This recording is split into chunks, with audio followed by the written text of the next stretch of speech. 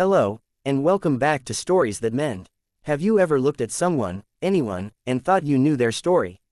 Their smile was bright, their house was tidy, their life seemed perfectly mapped out. But what if I told you that the bravest battles are never fought on a visible stage? They are fought in the quiet moments between 2 a.m. and sunrise, in the relentless arithmetic of bills, and in the sheer willpower it takes to say, "I'm fine," when you are anything but.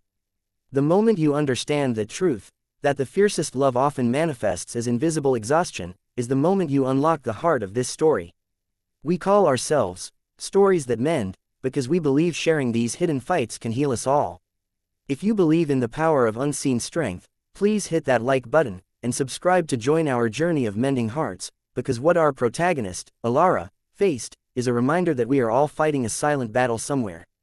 Alara's life, from the outside, was a portrait of serene domesticity. She had a kind, if somewhat preoccupied, husband named Mark, a cozy suburban home with a garden she lovingly tended, and a daughter, 7-year-old Lily, whose laugh was the purest sound Alara had ever known. But the truth was, Alara's heart was a fortress built around a secret. Lily had a rare congenital heart condition, a ticking clock that demanded constant vigilance, specialized doctors 3 states away, and medications that devoured Mark's stable but modest income. This was Alara's silent battle, the ferocious, ceaseless effort to keep the truth from cracking the porcelain surface of their life, especially for Lily, who deserved a childhood unburdened by fear. Every morning, Alara painted on her armor, the brightly colored apron, the perfectly styled hair, the effortless cheerfulness that deflected questions from school moms and sympathetic glances from Mark.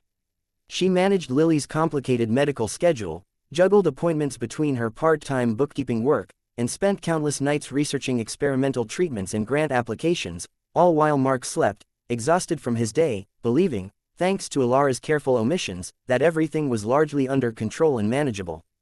The weight of being the sole keeper of the full, terrifying truth was an invisible cloak of lead, preventing her from ever truly resting, convinced that if she faltered, if she broke, the entire fragile ecosystem of Lily's survival would crumble. The first major challenge arrived not as a sudden tragedy, but as a slow, corrosive erosion of their security. The insurance company unexpectedly denied coverage for Lily's newest, most promising medication, deeming it experimental, leaving Alara with a $15,000 annual gap that she couldn't bridge. She couldn't tell Mark. He was already stressed about his impending promotion review, and she feared burdening him would shatter his focus, which was crucial for their long-term stability. Instead, she entered the underworld of silent sacrifices.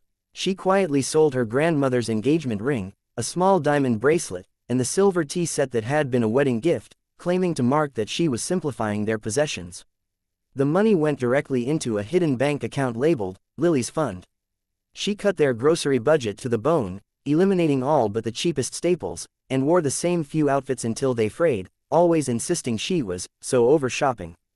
Her exhaustion began to manifest physically. The bright smile started to look stretched, and the circles under her eyes, no matter how much concealer she applied, spoke volumes about the broken sleep spent calculating odds and budgets.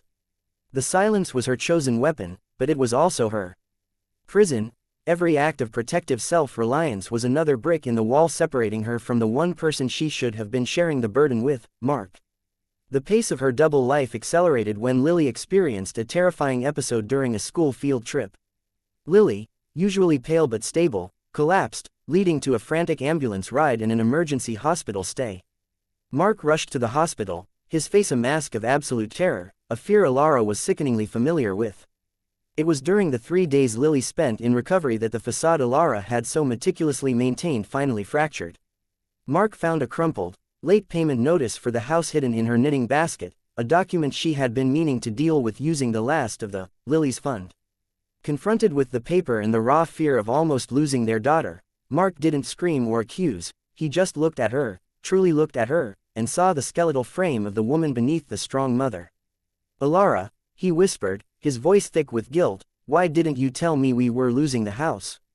Why did you hide the bills? I thought we were a team." Her resolution came not from a brilliant scheme, but from a quiet, devastating admission of weakness. Through tears she hadn't shed in years, she confessed everything: the denial, the ring, the terror that if she stopped being the rock, they would all sink. This was the moment of ultimate surrender, the critical challenge of accepting that her silent battle had alienated her from her ally. The resolution wasn't instant, but it was profound. Mark didn't just forgive, he understood. The burden became a shared yoke, and the silence was replaced with a steady, if sometimes difficult, conversation. The new challenge was learning to ask for help, a concept Alara found harder than fighting alone. Mark immediately took over the household finances, and together, they approached their local community center. The center connected them with a nonprofit foundation that specialized in supporting families with rare heart conditions. This support was not just financial, it was emotional, introducing Alara to other mothers who understood the unique exhaustion of perpetual medical anxiety. One mother, Sarah, who had navigated the system for years, taught Alara the bureaucratic ropes, helping them apply for a special state-funded health waiver that ultimately covered the cost of Lily's critical medication. The weight on Alara's shoulders didn't disappear. Lily's condition was still real, but it redistributed.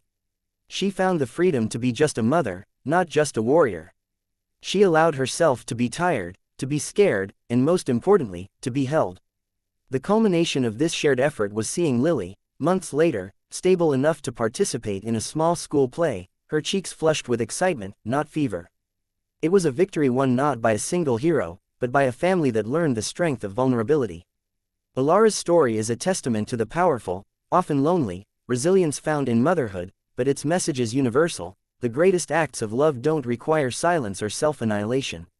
The quiet strength we admire is amplified, not diminished, when it's shared. Alara learned that being a good mother didn't mean carrying the world alone, it meant trusting her partner and her community to help bear the weight, transforming her silent battle into a shared journey of fierce, tenacious hope. When you see that person with the bright smile, remember Alara, and remember that we never truly know the depth of the battles they are fighting. And that, friends, is the heart of what we do here at Stories That Mend. That was a story about the strength found in admitting vulnerability. What part of Alara's journey resonated with you the most? Would you like us to explore how Mark and Alara navigated rebuilding their trust, or perhaps focus more on Lily's perspective as she grew up?